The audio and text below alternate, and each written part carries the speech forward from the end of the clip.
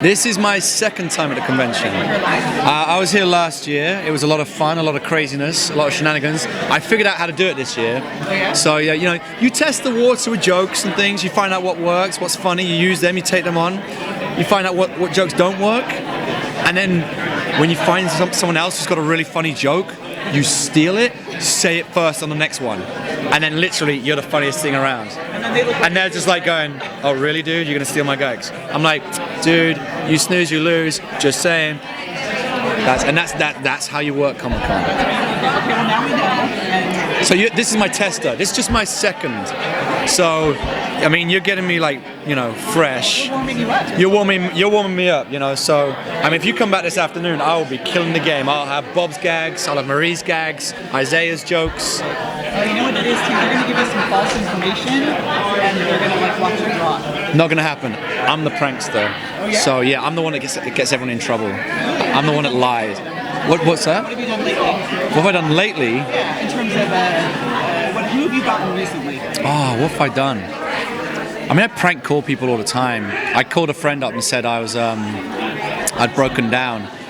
It was like 2 a.m. and I was like, I'm just at 7-Eleven and blah, blah, blah, blah, blah. Can you come grab me? And he was like, yeah, really? I was like, yeah, please. And he drove down to 7-Eleven and he's like, where are you? I was like, I'm in bed, I'm joking. Why would you do that? You know me, why would you do that? But I bought him dinner, and A drink or dinner is usually all the better. Exactly. It's all about that bonding, that friendship. Excellent. So I guess we should ask at least a question or two about the show. I mean, you can do. I mean, you've got questions about, the show, and everyone else can answer them. We can just talk about life. How you guys doing? We would be better with coffee, but that's how I mean, did you not fill up your coffees before you come? nothing else either. It's not too really from the most. Should get the vodkas going. Get the vodkas going.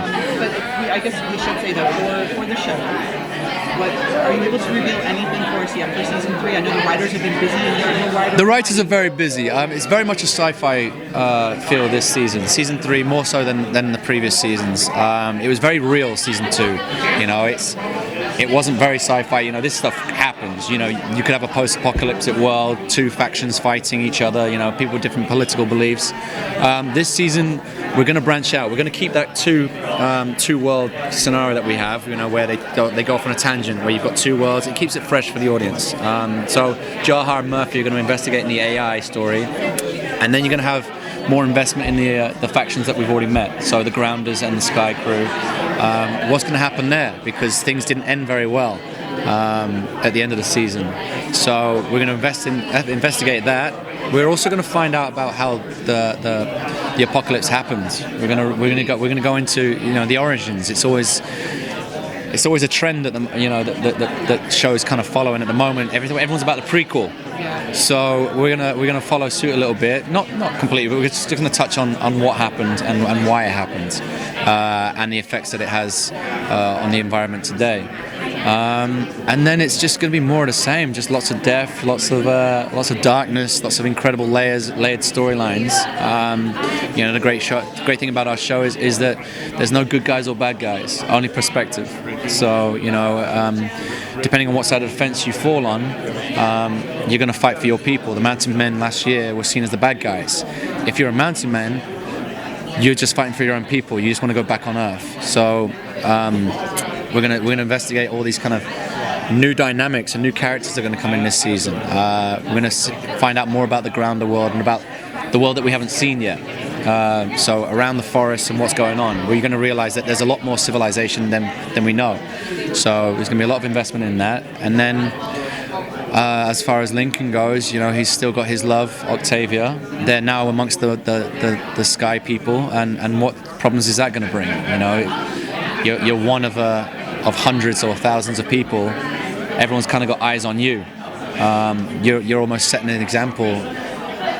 Can they live together? Well, here's 2 right now. They're doing it, but will that last? And will Lincoln be provoked? He's different. He's going to be amongst these people who aren't necessarily.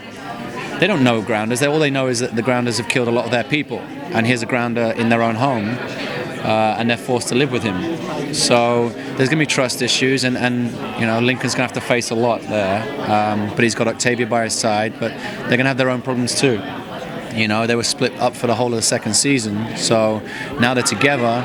We're gonna have real relationship problems. It's you know, everyone loves a long distance relationship. You know, they love you to bits. As soon as you meet up and you're under each other's feet every day, times get tough. You know, she's gonna realize that, you know, Lincoln doesn't put the seat down in the toilet. You know, and that, you know, Octavia leaves her shoes everywhere. You know, so we're gonna experience, you know, some real relationship stuff, and you know that relationship's just gonna grow and just be tested. And, you know, and they're still gonna constantly put, you know, themselves at extreme risk and, you know, for each other. You know.